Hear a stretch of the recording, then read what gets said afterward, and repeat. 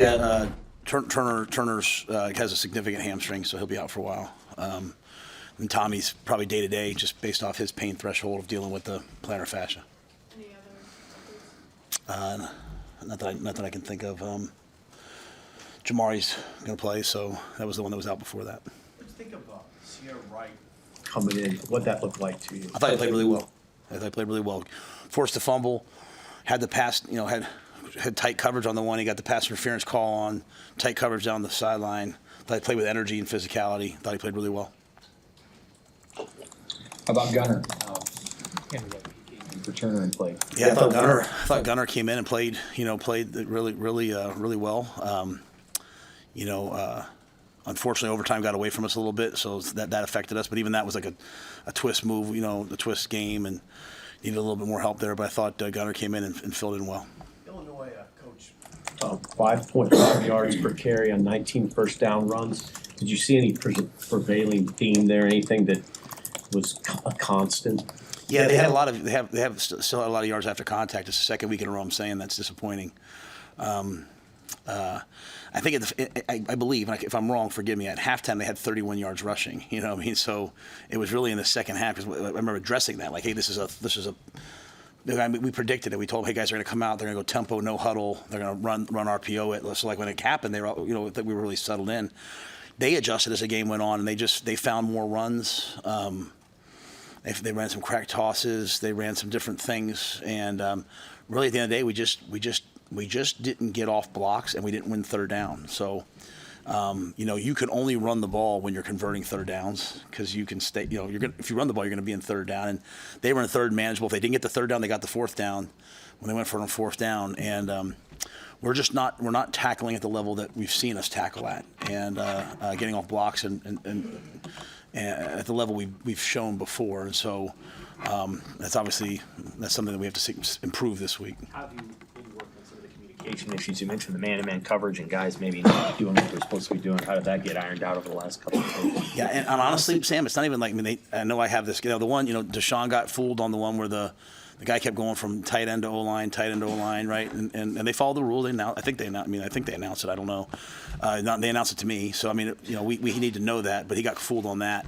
But the rest of them, at the end of the day, like the touchdown that they threw was the same play we threw on 4th and 3. And we just don't cover the tight end. And then the next time we get picked on the tailback, on the wide out coming out of the fullback position. So we're just going to have to be a little more disciplined. We're going to have to be a little more disciplined. And that's kind of, it sounds like coach speak, but it really, honestly, that's kind of where we are right now. Is these games get tight, and our team gets a little tight, and they start doing uncharacteristic things, and that's my job. I have to find a way to get us over the hump. How do you feel about that pass rush, specifically in that game? Well, I don't think anything was good enough in that game. The thing that was disappointing was, we had some good rushes, and quarterback gets up inside. We had 4 guys. We had some miscommunications. Again, a lot of errors on defense that we haven't seen. I haven't seen us make since last year at Michigan, and it showed up for the first time. And so I could sit here and go through every little thing with you, honestly. And I'm happy. No, I'm happy to. But I'm saying, it's like literally, I'm just trying to. If there's one theme I have is none of it was quite good enough. And we still had a chance to win the game. That shows the progress our guys have made. That with all those mistakes and all those, giving up a touchdown on the first drive, all that stuff, we still had a chance to win the football game. But really, it's just what just wasn't good enough. Illinois started bringing a lot more pressure up the middle on Dylan. Do you expect teams to adjust and continue to try to force the issue with him versus letting him have to make decisions in coverage? Yeah, I'd blitz him. We were winning versus man. We put 4 wideouts on the field a little bit, saying, hey, just with the thought process of, can their 4th corner cover Jacory or Jalen? And they started playing a lot of zone. So that's what you saw Dylan just going up and down the field on them in zone because they're a man team. And then at the end of the game, they said, okay, enough. And they went back to man. They went back to pressure. And it's just kind of what we said last week. It's going to be bare defense, 5 1-on-1s. They bring the linebacker. Our back has to block the linebacker. And the disappointing thing was overtime was obviously it was not nearly good enough. It was a debacle, right? But at the end of the day, like it's just a missed assignment. It's not like we're not good. You know, that's my message to our guys. Like, they blitz the linebacker up the middle, the tailback doesn't pick it up, and it's, I mean, how do you can't win these games doing that. You can't win these games false starting, and so. Yeah, so people are going to pressure us. We just, again, just like on defense, on offense, we have to be a little bit more disciplined with what we're doing in terms of. And it's not like we're doing new stuff than what we were doing the first couple of games. We know what we're doing.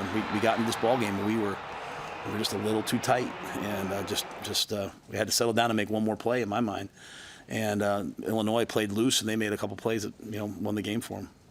On that subject of him, of Illinois going back and forth between zone and man, you guys talked before the game about how that was difficult to diagnose, and he was going to have to do a lot of it post snap.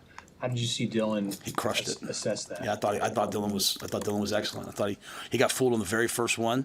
They went to zone, he didn't see it. And he looked at the man side, and after that, he said, "I see the safety." And like, I mean, he was great at it, right? And seeing it, I thought we had chances. At the end of the day, like, we have 2 interceptions on the year. Both are balls in our hands, right? So we had a chance to. We catch that ball, we go up 2 scores. I thought Dylan saw the field well. The things Dylan has to do, we have to just keep working on protecting the football, right? Even 2 hands on the pocket. We put 2 balls. That one drive we had when we were backed up, we put 2 balls on the ground there. Obviously that can't happen. Then we got on them, but so there's a lot of things that he's working on. But his preparation is allowing him to see what's happening in game time. On the punt where they had the 37-yard return, what happened as you talked over the next day there? Yeah, we knew it right then. I mean, it's a we're in the left hash. We're punting the ball to the left. The gunner, everyone's running to the left, and then the ball goes all the way to the right. So just a bad punt. Hot, long punt. So you kind of outkick the coverage and you kick it to the right side of the field. So these guys are running like this now. They have to turn and chase. And I thought the guys, they gave effort to get over there, but that's just. It's kind of even the big kickoff returns we've had. We kicked the ball deep kickoff left into the left side. We're trying to pin them. So our coverage is all like that. When we kick the ball in the middle, it opens up a lot for those guys. So it's the same thing on punt. So it's like kind of everything else in the game. It's just all just a little, it's not terrible. It's just all kind of like this. And you get in these Big Ten games, again, I told our guys, that's like our narrative as a team has to be like just completely focused on this week, because you start thinking about all these other things, you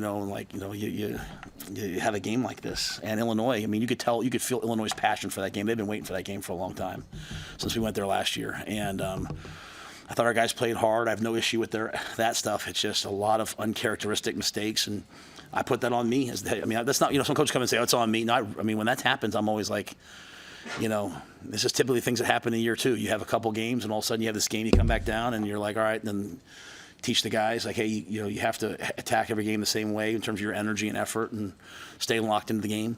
And then I have to find a way to get our team to, when the game gets tight, not get tight, but enjoy the battle and enjoy the competition. And just felt really tight out there, in the second half. Except for some guys, Dylan doesn't feel tight. He's out there running around, let's go play. Some of the young guys don't, but I think some of the older guys are, kind of like this, and then they start doing uncharacteristic things, as opposed to, I got Sam man, I'm just going to play him man. So I say that to say we have a good team. They have to just play well, and that sounds so simple, yet that's kind of where we are. Which player voices have you seen Kind of step up, and the people that are saying maybe the necessary thing, but also at times maybe the tough thing for somebody. I think Jamari has that. The hard thing with Jamari is he's been limited the last, he didn't play 2 weeks ago and was limited this week. I think we have a lot of guys. We have a lot of leadership. It's just. I'm trying to say it. We have such good character, and we have such good effort, and we have such good leadership. We just have to play a little bit better. I played for Coach Paterno. Games like this, he'd be like, "Everybody settle down. We just got to make one more play. Just go make one more." And that's kind of how that game felt. Like the ball's in our hands. We just don't quite cut down with it. But they make a play. It's 4th down stop. They make a play. So I would just say that for us, like on our sideline this week, we can't worry about the officials or a call we feel goes against us. We can't worry about Tony and Sat and Ed trying to make the perfect call. Or our guys just have to go out and play, and we just have to play loose. What do you think maybe the recent past has played into playing tight late for especially the older guys? And how do you get over that hump? Yeah, well, it's a chicken and the egg. How do you learn how to win if you've never really won? And so, but our guys are winners, and that's the biggest thing for me. Like, our guys do winning things, and so I just want them to be themselves in these moments and stop worrying about all this other stuff and just go out and compete. Illinois came here to compete. Illinois wanted to beat us, and we wanted to beat Colorado. And you start getting these games, and again, it's the disease of like, well, they're going to be this many, they're going to be this record going into this game, right? Like, I've tried hard to get them not to listen to that. They don't listen to me necessarily because they're 18 to 22 and they have their own brains, and God love them, and I believe in them. But that doesn't get you anywhere. It's just like, hey, just go compete against this team and play as well as we can. So hopefully this was a good wake-up call. And again, I have to own the fact that our team went out there and didn't execute in crucial situations. I have to own that. How tough is that balance when you're